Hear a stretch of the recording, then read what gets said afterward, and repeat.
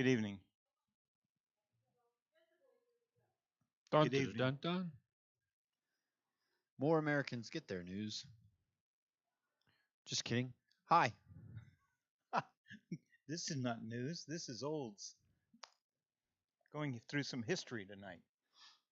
So we're like Oldsmobiles. They don't make those anymore. Well, they don't make a Bible anymore. Just one time. I don't know. That's my only joke of the day. I think maybe Thank you very much.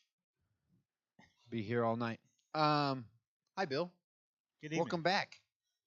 We're still in Matthew chapter 16. We're gonna have to dive into this and keep swimming, because it's gonna take us a while. We had an interesting little happening for Jesus and the disciples.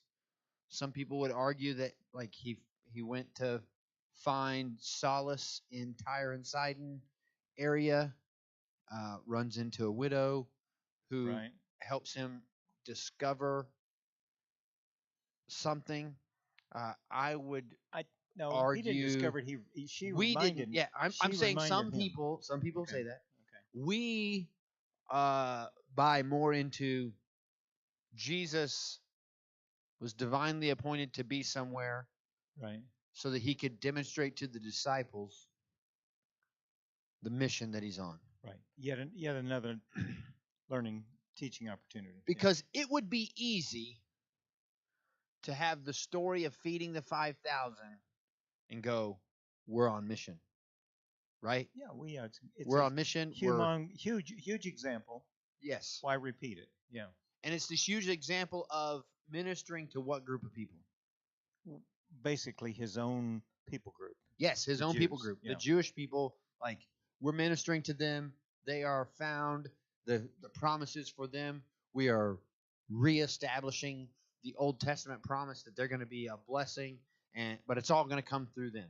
Right.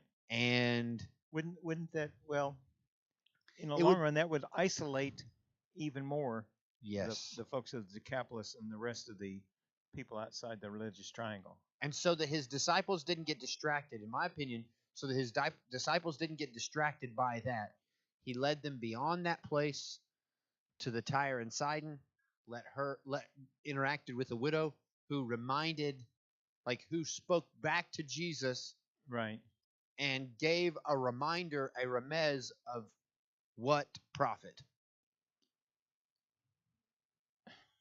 The one of fire. Yes. Yes. That one. That one. Yes. Elijah.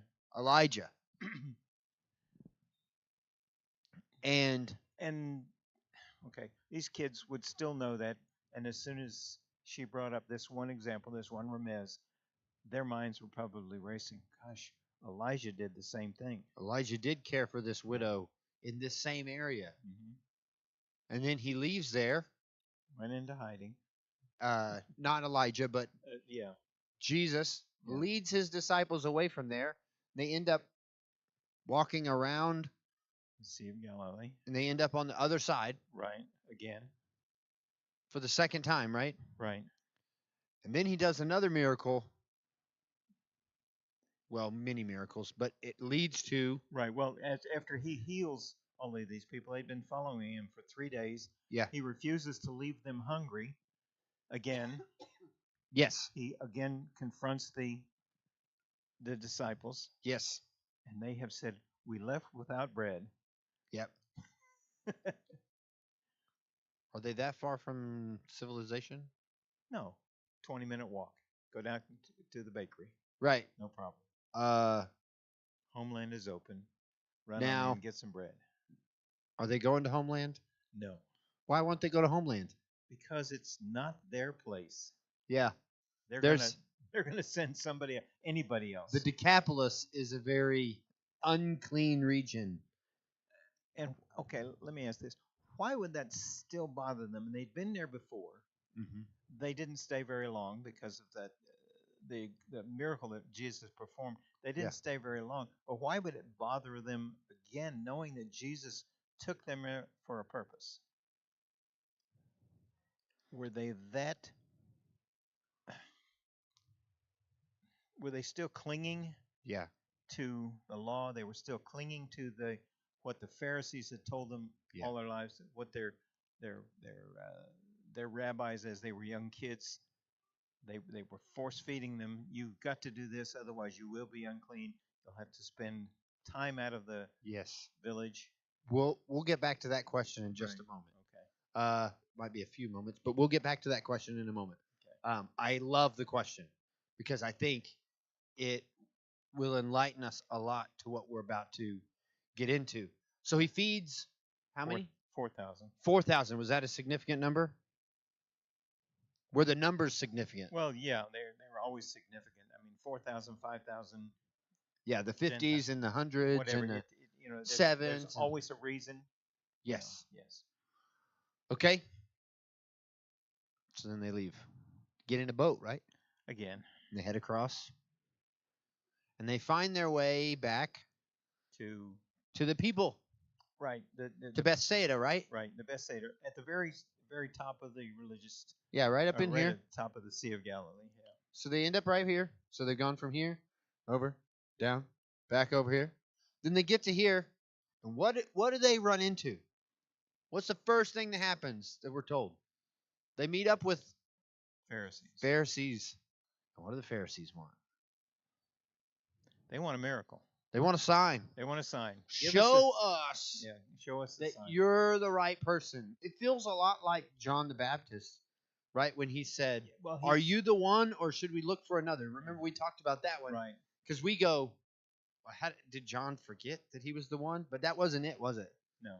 John was trying to tell Jesus, like, if you're the Messiah, start acting like the Messiah that we expect. Yeah. Be the Messiah that's going to lead us and deliver us to this new kingdom. And these Pharisees and Sadducees, with their two-part eschatology, they're like, prove to us you are who you are. that the kingdom of God is at hand. The kingdom of heaven is at hand, so that we can know that this Roman infestation is about to be gone. Right. And what did he offer them? Criticism. And he told them, oh, you're not going to get a sign. Except what sign? The sign of Jonah. Sign of Jonah. That's all you're getting. He didn't mention 3 days and 3 nights in the belly? No. Didn't mention anything like that. The fact that the people that repented with Jonah, yes, were indeed more sanctified, more saved, more repentant than even the Pharisees. Yes. It really upset him. And that brings us to chapter 16, verse 13.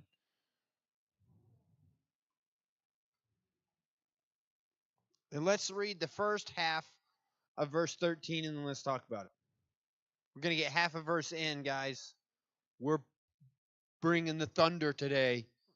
You're really pushing the envelope with half really having it out. Okay, just a second here. Matthew chapter 16, verse 13. Until you find yourself at a comma. When Jesus came into the coasts of Caesarea Philippi, he asked his disciples. Hold on. You comma. You passed a comma. Uh-oh. Caesarea Philippi? Okay. I didn't see the comma there. It's in the fold. It's fine. Where did he come?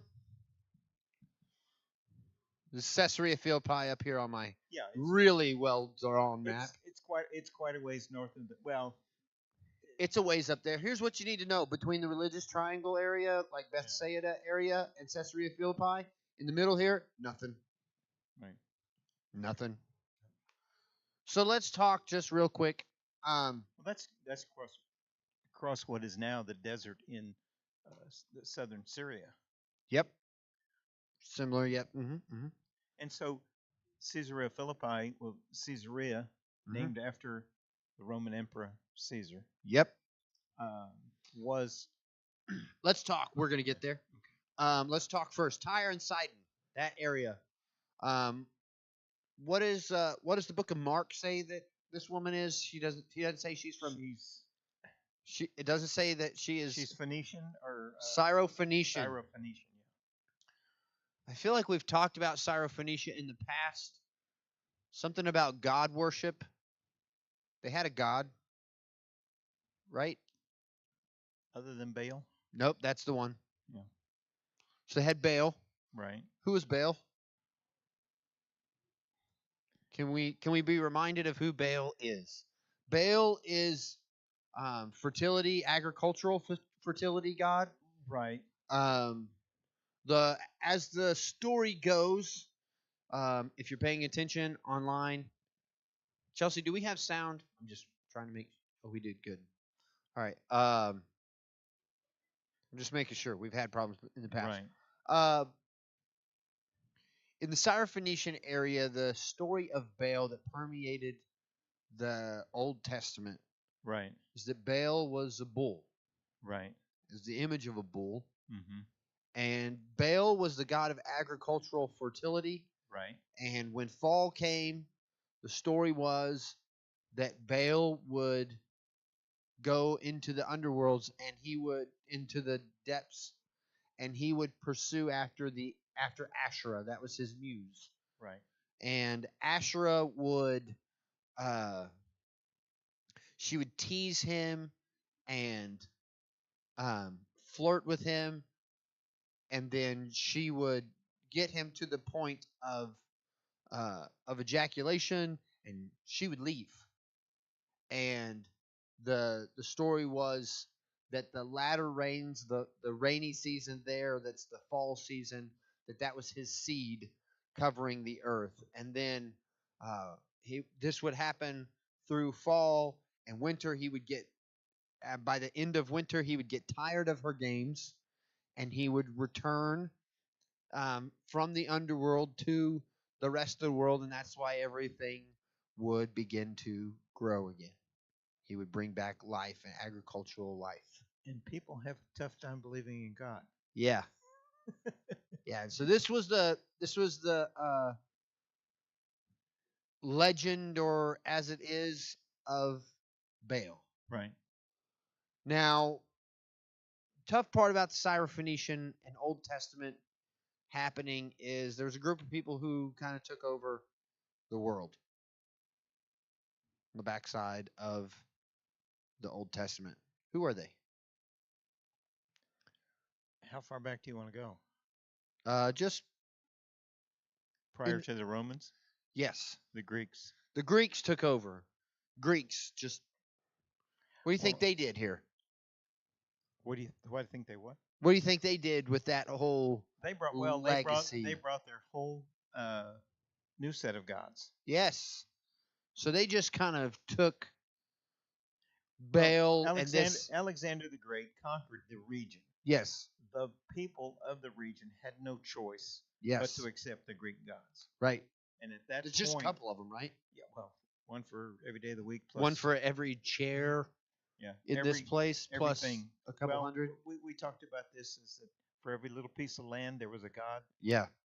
And they so just you lumped them all this. together and said, we'll give them all Greek names. And so Pan is the Greek god of the most commonly chosen Greek god. So the transition for Baal and that Old Testament ritual and happening into the Greek. Was Pan the god of fertility? Yes, Pan was a fertility god. He was half goat, half man.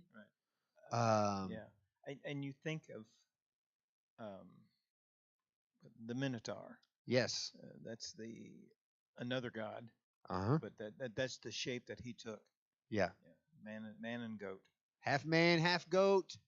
And this particular place, this region, as it is known, like this northern region up here,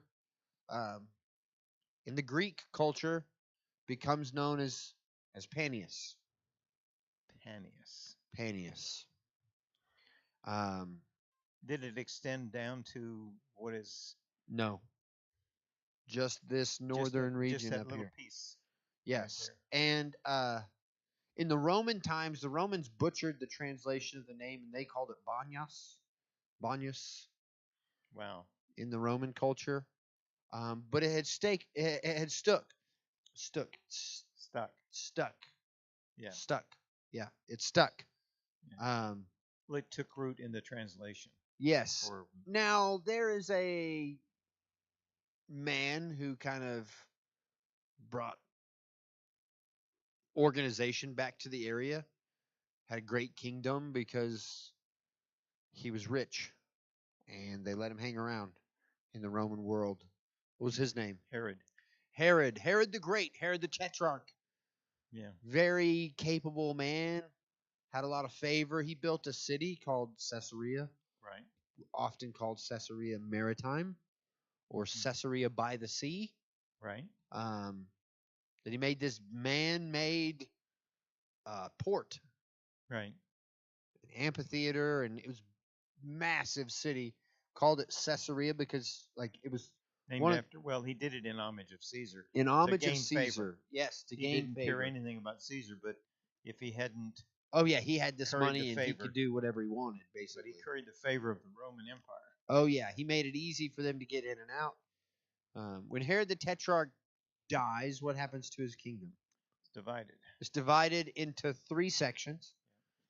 To the south, Well, those are his sons. his 3 sons. Yes, Three between sons. his 3 sons. Philip. The furthest south region, that would have been like south of Jerusalem. That's going to be Archelaus. It's going Right. to take that. Okay. And then through the central portions of Jerusalem, of Israel, Antipas, from yeah. Jerusalem even up into the Galilee, Antipas. Antipas. Herod Antipas is going to be there. And then the northern portion of the kingdom is going to be Philippi. Philip. And Philip, in all of what he does, says, I'm going to build a city like my father did in honor of Caesar to gather favor with Caesar Right. so that he allows me to stick around. Mhm. So he chose a specific place. He chose a specific place where there was this annual celebration that would happen out here in the middle of nowhere where nobody else went. Burning Man.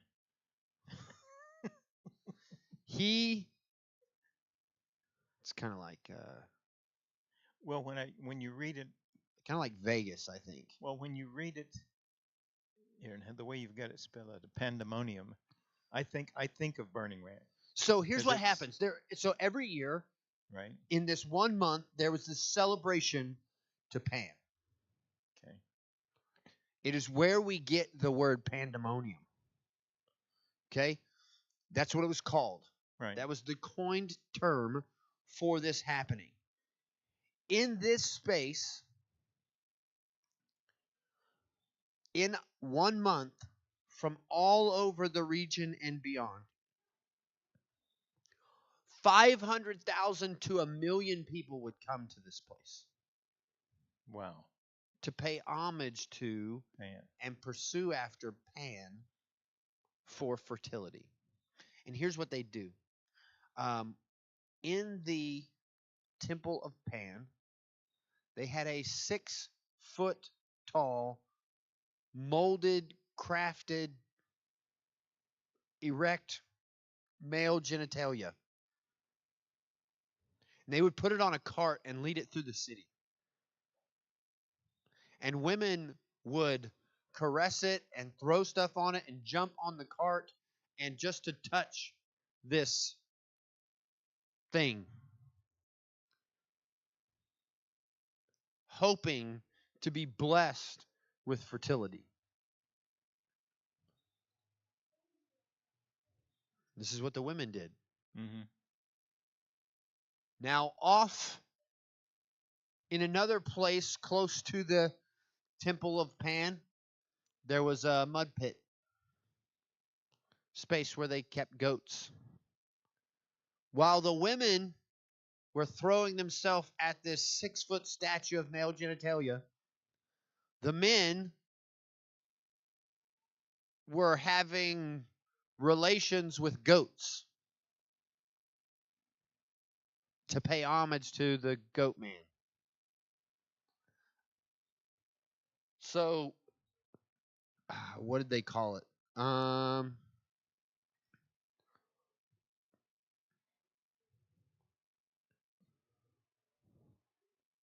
don't know. Oh yeah, that's right. The temple of the dancing goat. Okay. So historians would say that this space and this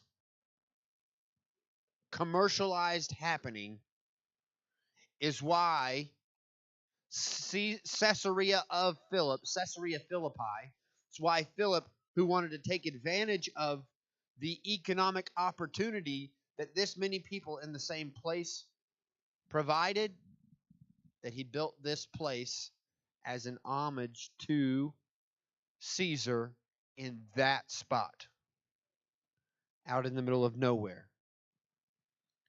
Here's what's significant about this place. And here's why people thought of this place as the space that belonged to Baal or Pan. Because seemingly out of nowhere, there were 3 springs of water that came out of the face of the mountain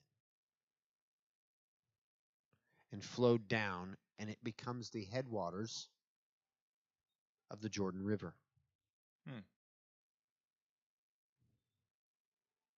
Were these naturally occurring springs? This is a naturally occurring spring At this place. Did it happen because they built the city there, or No, it it was had already been? there. Yeah. Okay. Now it's moved. It's at a different location now. Like the spring surfaces at a little bit different location now.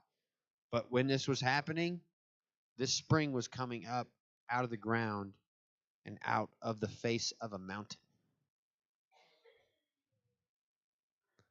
Now, Josephus, who we've already talked about before as a historian, Right. not very credible, Right. not very believable, but he says that they tied a rock to a string and dropped it down this well, down this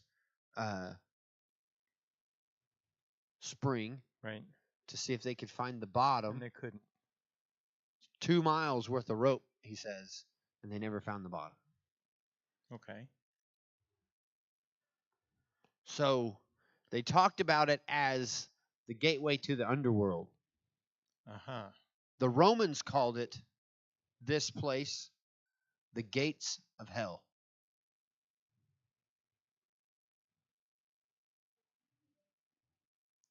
That's what they called it.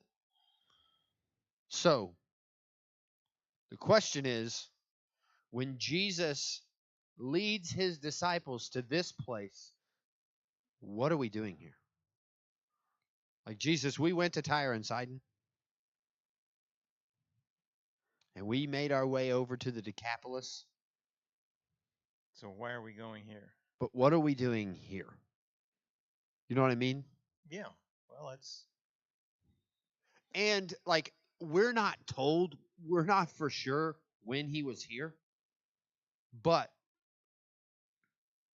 what's his role? What's teach. Jesus' role? He's the rabbi. He's teaching, right? There's a chance that he's bringing his disciples to this space during pandemonium. Would they still have been celebrating this Yes. in Roman times too? Yes. Not necessarily as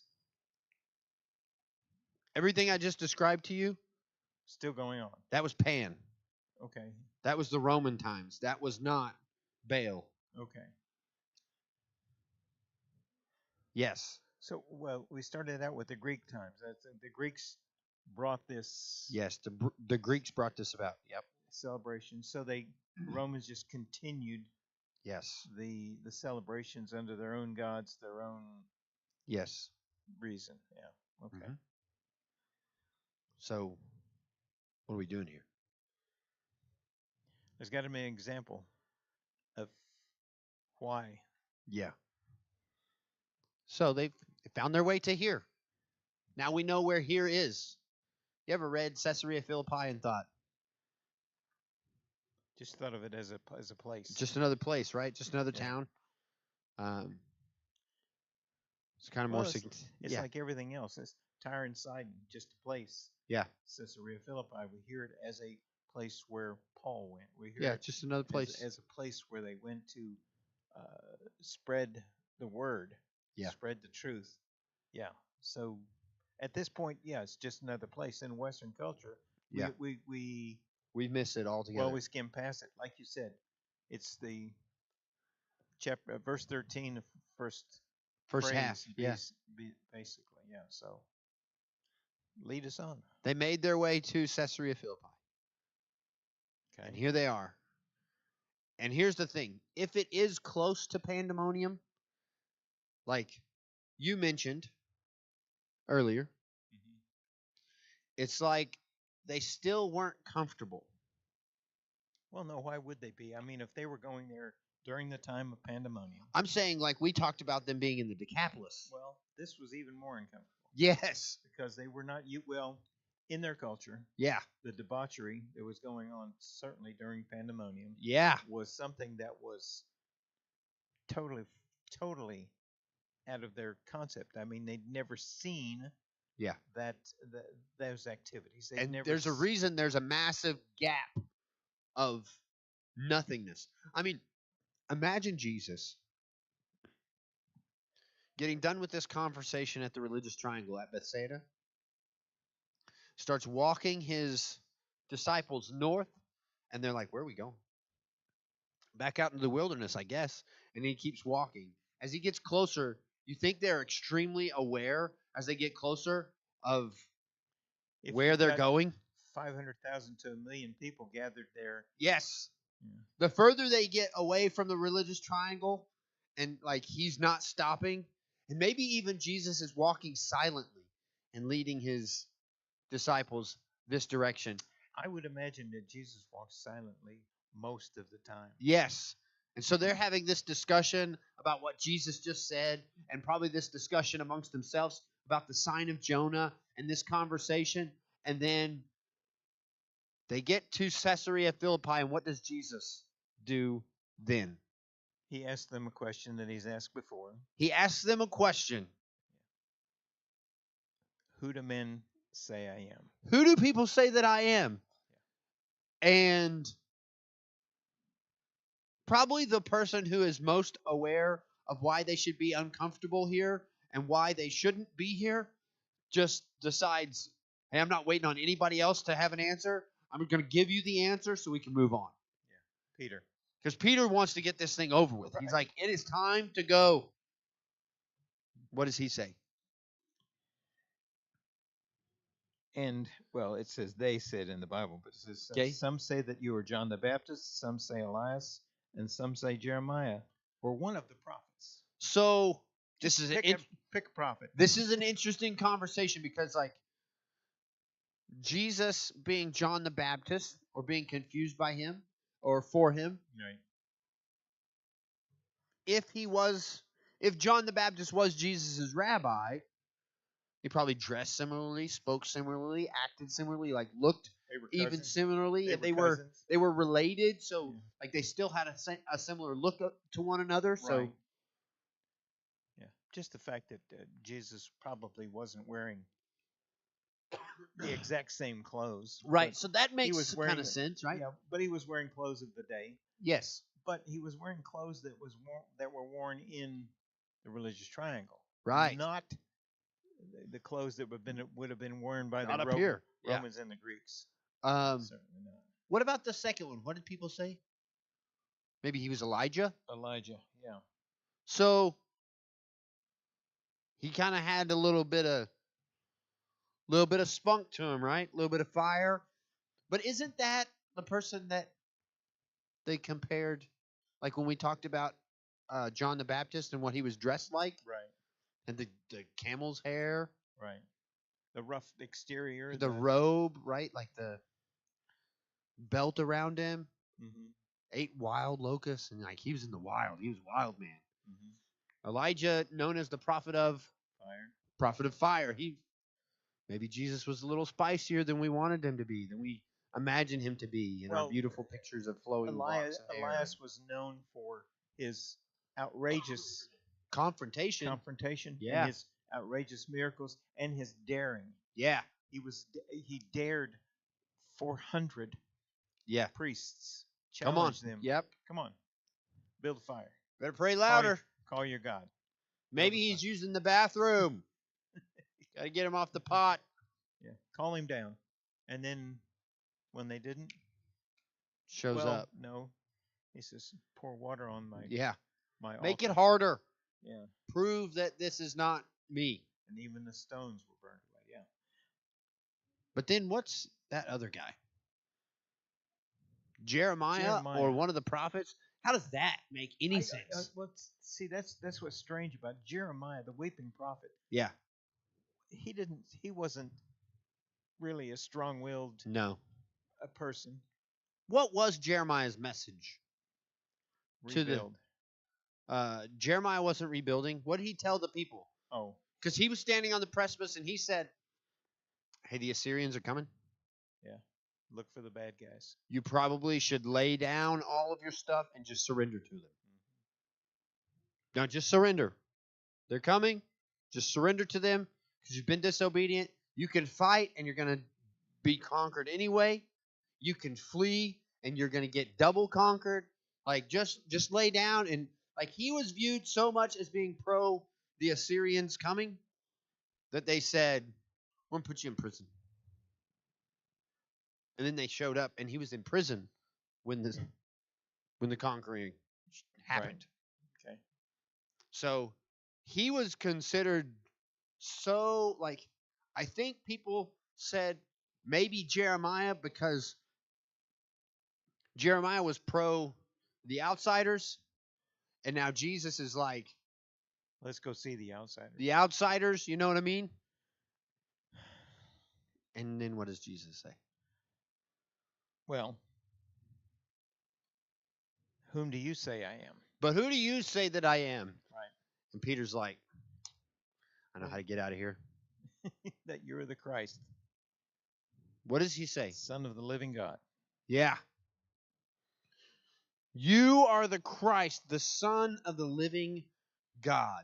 Mm-hmm. And Jesus answered and said, Blessed art thou, Simon Bar-Jonah, for flesh and blood hath not revealed it unto you, but my Father which is in heaven.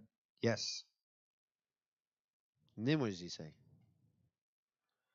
And I say also unto thee, thou art Peter, and upon this rock I will build my church. Yep. And the gates of hell shall not prevail against it. Okay. And how significant were we at the place where the Romans called the gates of hell? So a couple things going on here that I want to cover real quick. So there's a couple things. Go ahead. This is one of, I think, where a lot of people fail in their understanding of what Jesus actually meant. This half verse. Yeah. We're upon this rock. Yeah, we're about to. I think that bothers me most. We're about to hammer that. That bothers me most. Why people misunderstand what he's actually saying. So, first things first. Why is Simon Peter referring to Jesus as the living God? Do you think he is like referencing something? Do you think there's a chance? Well, Peter recognized him. I think the disciples at this time probably recognized him as the Messiah, the one that is coming to save them. So he did say that, right? You are the Christ. He's the Messiah. But why would he tag on the Son of the living God? Is there any significance to that? What other God actually lives? Well, let's talk about the very few places in the Old Testament that the living God is referenced. Point them out. Joshua chapter 5, verse 9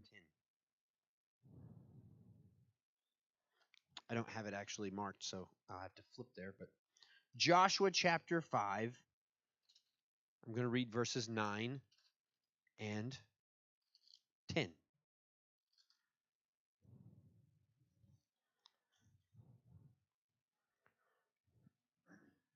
The sixth book in our Bible. Yes.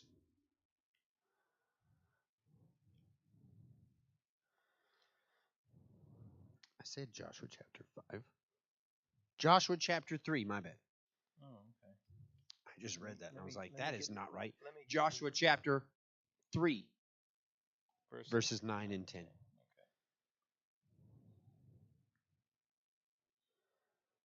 Are we ready? Yeah. Okay. And Joshua said to the people of Israel, come here and listen to the words of the Lord your God. And Joshua said, here is how you shall know that the living God is among you, and that he will without fail drive out from before you the Canaanites, the Hittites, the Hivites, the Perizzites, the Girgashites, the Amorites, and the Jebusites. That's the seven Seven kingdoms. pagan kingdoms. Think Peter's trying to say something here? Yeah, because he was right in the middle of all those. Yeah. Why does like based on that, why would you think Peter thinks we're here? And why do you think Peter thinks that Jesus is asking this question? Why do you think he calls him the Son of the living God? Because what's the living God? How will you know you're in the presence of the living God? Well, Joshua said, I will drive out without fail those seven kingdoms. Seems like they're all represented. They're already right here. there. They're all here, gathered in one place. Yeah. Might as well clear them all out. Yeah. So you think maybe he was hoping for that miracle? You think he was hoping that like the religious triangle conversation with those people who are asking for a sign, you're just gonna get the sign of Jonah, Follow and he's me. like, hey, Here we this go. is it, kingdom, bam, I'm behind you when you run all these people out. Yeah. Or maybe he's referencing another Living time God. that the living God is used. Well, it's used in David and Goliath. When David confronts Goliath and says, I'm a son of the living God, and you will not defile his name. Even though he'd been doing it for 40 days. Been doing it for 40 days. Well, he'd been doing it in front of the entire Yeah. army. And he came to prove to all these people who are innocent bystanders there's only one living God. Right. And he sets all of them to flight. And same context, right? And probably a lot of the same people group. Yeah, going. I'm with you. I know he was a Philistine and he was from south and west of here, but doesn't matter. Yeah, but a lot of the people in that Philistine army may have been from those other people groups because there was absolutely and also in this time frame, prior to when the people of the Israelites crossed the Jordan for the first time into the Canaanite region, they were told to get rid of those very same tribes. Yep. And and they didn't. You'll know you're in the presence of the living God when he pushes them all out. Mm-hmm. So this is maybe he's still fulfilling it. Right, and Peter, knowing from his previous studies. Or Peter could be referencing Deuteronomy chapter 5. Tell us. This is the first time that we see the living God. This is the first reference to living God in all of Scripture is Deuteronomy chapter 5. And we're going to start in verse 23. And as soon as you heard the voice out of the midst of the darkness, while the mountain was burning with fire, you came near to me, all the heads of your tribes and your elders. And you said, behold, the Lord our God has shown us his glory and greatness, and we have heard his voice out of the midst of the fire. And this day we have seen God speak with man, and man still live. Now therefore, why should we die? For this great fire will consume us, if we hear the voice of the Lord our God anymore, we shall die. For who is there of all flesh that has heard the voice of the living God speaking out of the midst of fire as we have, and has still lived? I think it's intriguing that he's mentioned as Elijah, the prophet of fire. Anyway, go near and hear all that the Lord our God will say, and speak to us all that the Lord our God will speak to you, and we will hear and do it.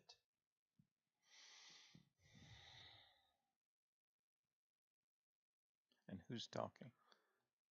That's Moses talking, telling the people about what happened. So maybe he's come to declare the words of the living God, since he is the Son of the living God, and everybody who hears his word is going to die. Be set to flight, for sure. So it seems like he has a specific reason for bringing it up. And Jesus says what? Oh, I got to go all the way back. There we are. And Jesus answered him, "Blessed are you, Simon Bar-Jonah, for flesh and blood has not revealed this to you, but my Father who is in heaven." What's our process? The Pardes process, right? Right. It's not Prashat. No. Peter's trying to remez something and point everybody back. This is Zod. This is Sod, Yeah. right? Right. This is, you only get this from God directly. Right. The Holy Spirit has to work through you to do this. And Jesus is like, the reason that you know that is not because of all of these other things, because God showed you directly. Right. And he says, well, he complimented him by saying, "Good on you, Peter. yes. You recognize why you're saying this." Now, prior to this, what was he recognized as? What was he called? Rabbi. No, Who you talking Peter. about? Simon. They called him Simon. Right. He says, that's it. You got that from God. And I tell you, you are Peter. Yeah. You are Petros. The rock. You are Rocky. You are Petros. You are Rocky. Mm-hmm. And on this rock, Petra, which is like a foundational rock, a cliff rock. Mm-hmm. Similar to a cornerstone, but yes, yeah, you are a cliff. Yeah. On this Petra, this cliff, I will build my church, and the gates of hell shall not prevail against it. What the Romans call this place? The gates of hell. The gates of hell. And I will give you the keys of the kingdom of heaven, and whatever you bind on earth shall be bound in heaven, and whatever you loose on earth shall be loosed in heaven. Then he strictly charged the disciples to tell no one that he was the Christ. Now here's something significant. Are you ready? Let's take a look at this picture of the place. This is the rock. That cavern there to the left is the place where that water came out of the face of the mountain. Next to it was a space. Go to the next slide, please. This is that cave. There was water, voluminous water flowing out of that cave. They had no idea where it came from. They had no idea its source because we're in the desert. Yeah, when they tried to find it with the rock and the rope. Couldn't find it. Couldn't find the depth. Couldn't find the depths. Had no idea where the source of this thing was. It's just this overwhelming amount of water. And go to the next slide. And next to this, is that the next slide? I feel like, okay. Is there a different one? That one. Okay. So the cave is to the left, and just to the side of it, there's this opening and these doorways. This was where they expected this temple to be. Temple to the god Pan. Okay. About where that big opening is there on the left, right in front of that is about where they expected the 6-foot statue to be. And then go back to the one beside it, that one. Okay, there's this other space and temple that they couldn't figure out what was going on there from where you're looking at the opening. This is about 90 degrees to the right. Yes. And this is going to be kind of this amphitheater type of space that we're going to see here in just a moment. It is an open space where they would actively participate in worship. There was also a temple of Zeus that was built there because, well, we had space, might as well.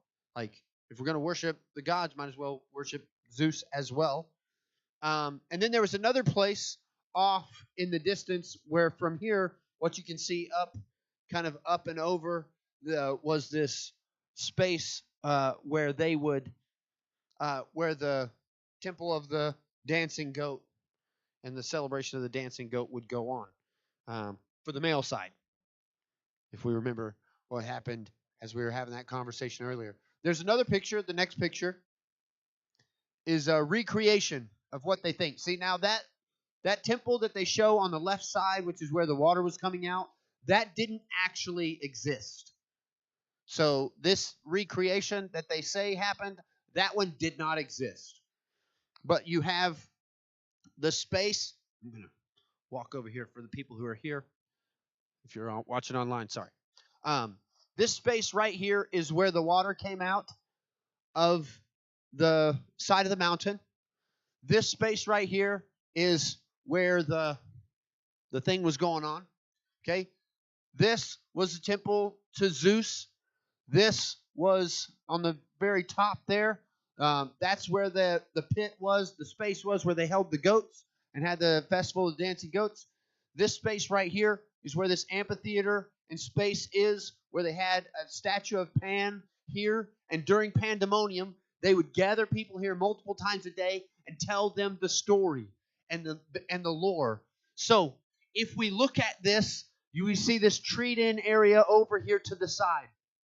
There's a guy named Ray Vanderlaan, and he would say that as a rabbi and a teacher, and we would assume in the Jewish culture, as a rabbi, as a teacher, when he came here, did he just come here and tell them the story? I would doubt it. He definitely came here and had this conversation with some sense of what he could point to and where they could visualize. Now, here's the challenge. What does, like a Catholic interpretation of this particular scripture that we're talking about, you are Peter, on this rock I will build my church. What was kind of more Catholic liturgical interpretation of that would be what? Peter himself. Peter himself. On which they built their belief. Correct. That my church is going to be built on this man.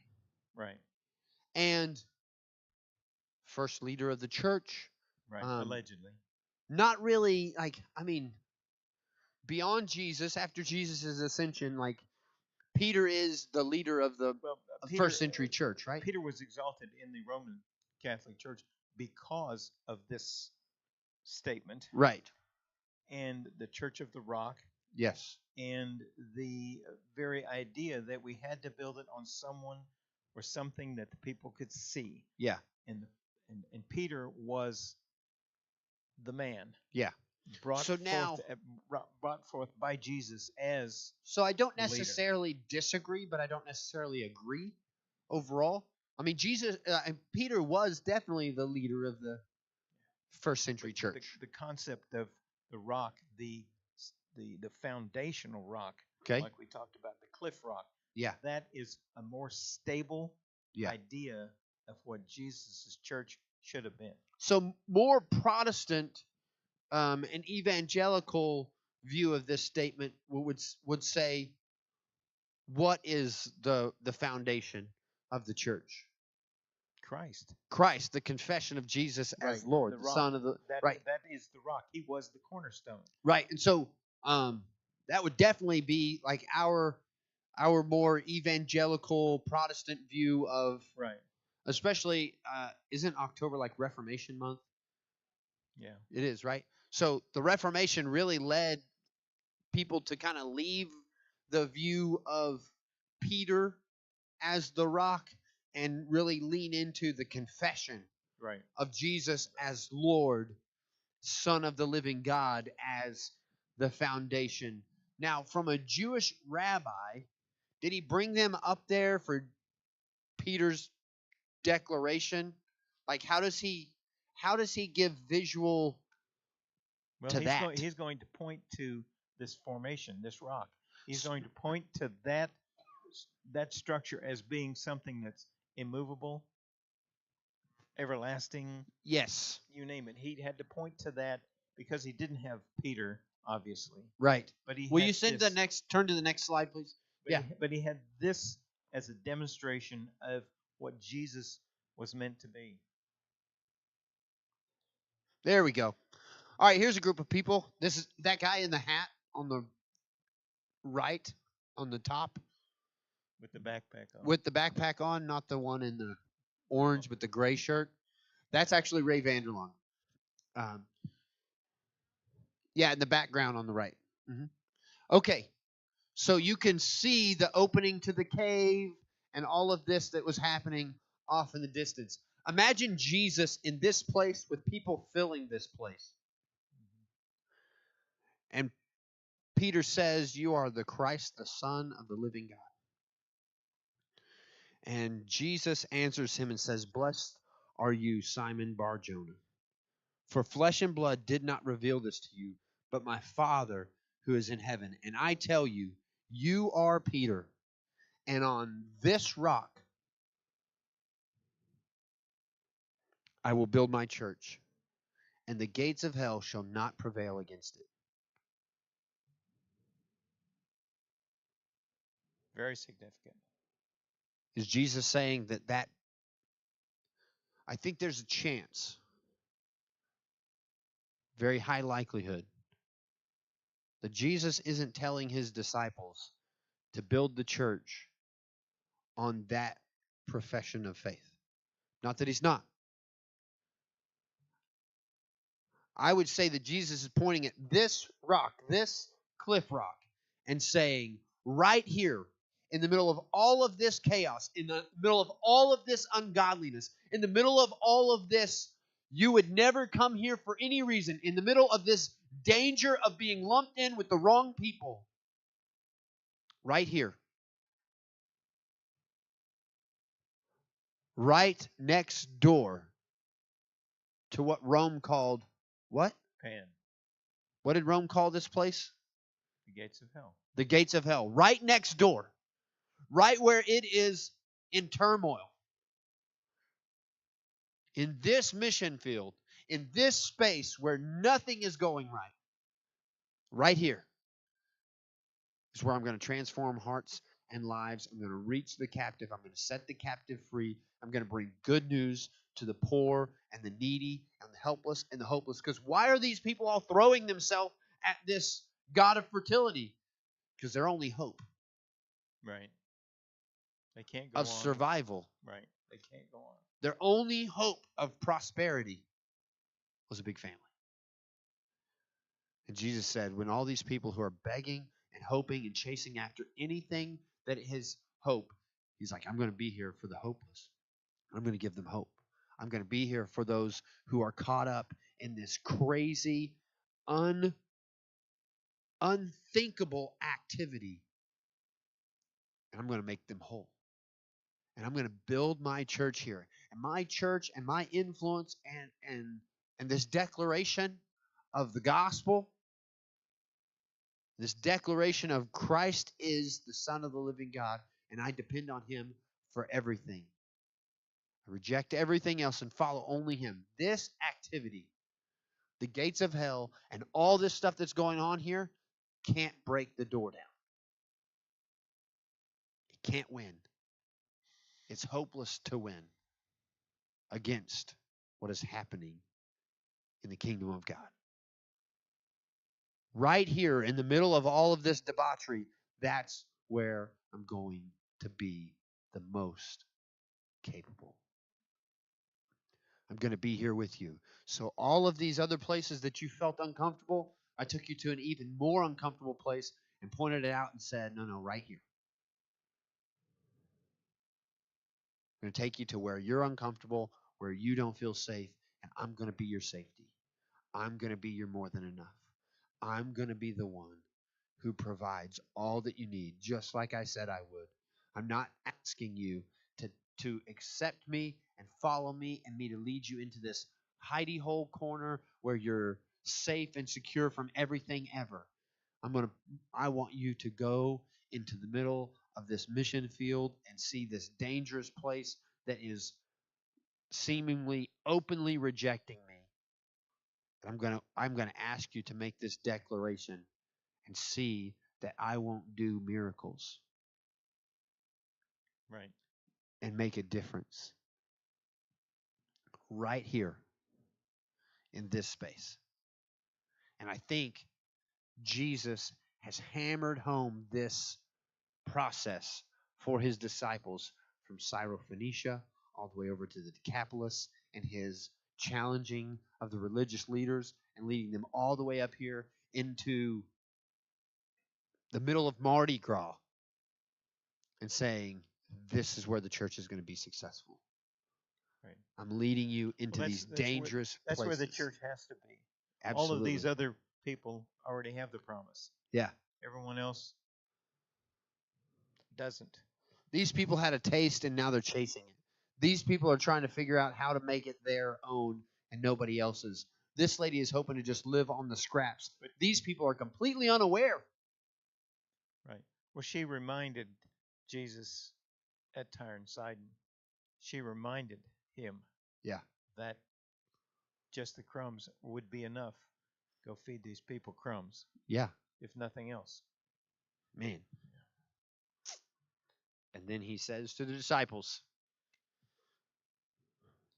don't tell anybody. Don't tell anybody I'm the Christ.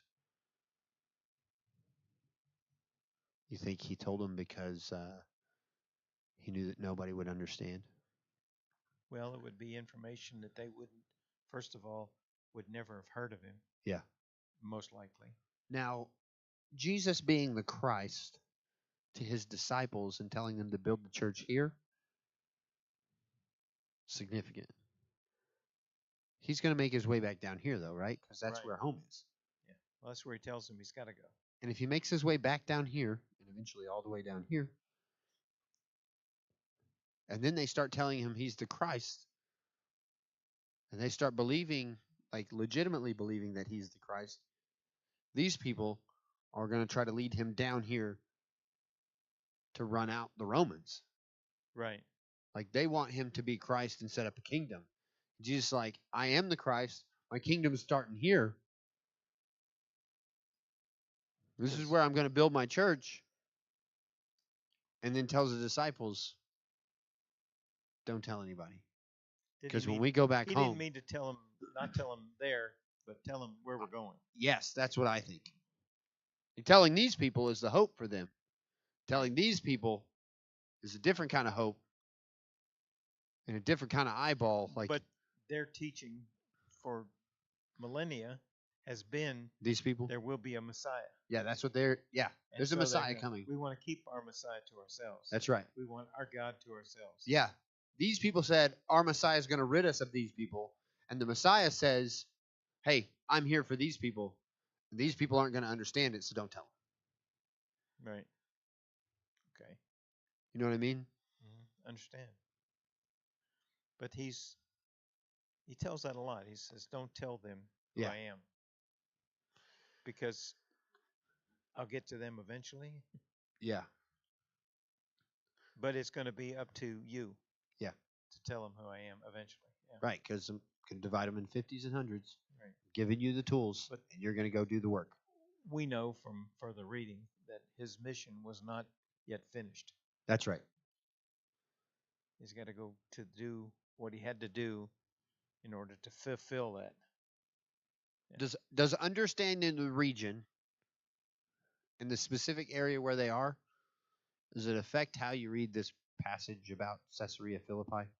Oh yeah, but like we said, never seen this before. Never understood why, because it's so glossed over. Yeah. He Oh, it's goes. just another place.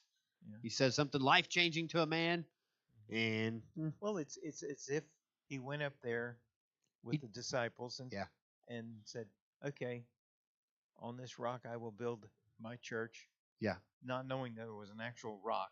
and changed his name. Yeah, well, Like people have known you by Simon all your life. Simon, you're Peter. he's pretty good at that with Saul and Paul. You're So, Petros. You're Rocky. Right, You're going to set up foundations everywhere. right. And on this Petra, this cliff rock, I will build, I'm going to build my church. and not necessarily an actual building, but that's going to be the beginning for Yeah. his foundation. And the gates of hell, which is going to be very evident to them, they're like, yeah, we're here. And the gates of Yeah. hell, and they look over at the gates of hell, Seeing the water flow out. seeing the probably. water flow out and all of the activity potentially, Yeah, hundreds of thousands, potentially over 1 million people acting like lunatics. yeah. Well, once again, a prime teaching moment. Yeah.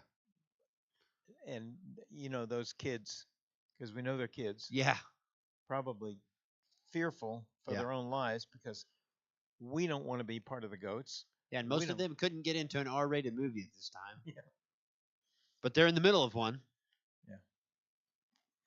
Yeah, it must have been indeed a scary moment, even more frightening than Decapolis, Yeah.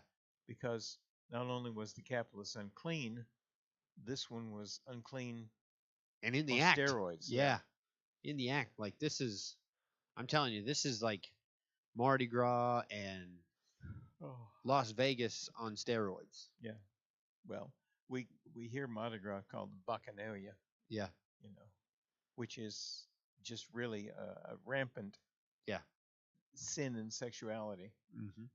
So Yeah. Yeah. Crazy time. Well, even today they're trying to change the image of Las Vegas, Sin City. They're trying for all they're worth to change it. Yeah. And once they get the Oakland Athletics there, they blew up another hotel casino yesterday in order to start building the new Oakland Baseball Athletic arena. Yeah. Stadium. Man.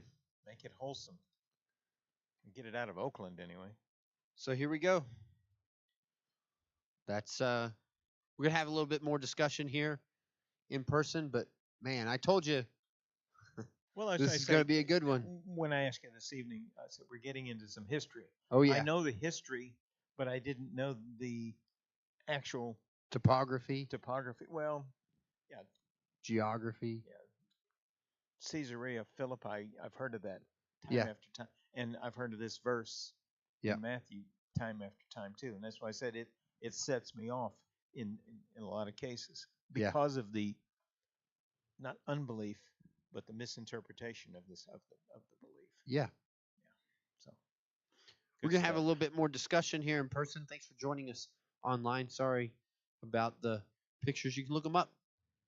Be a good idea. But yeah, 120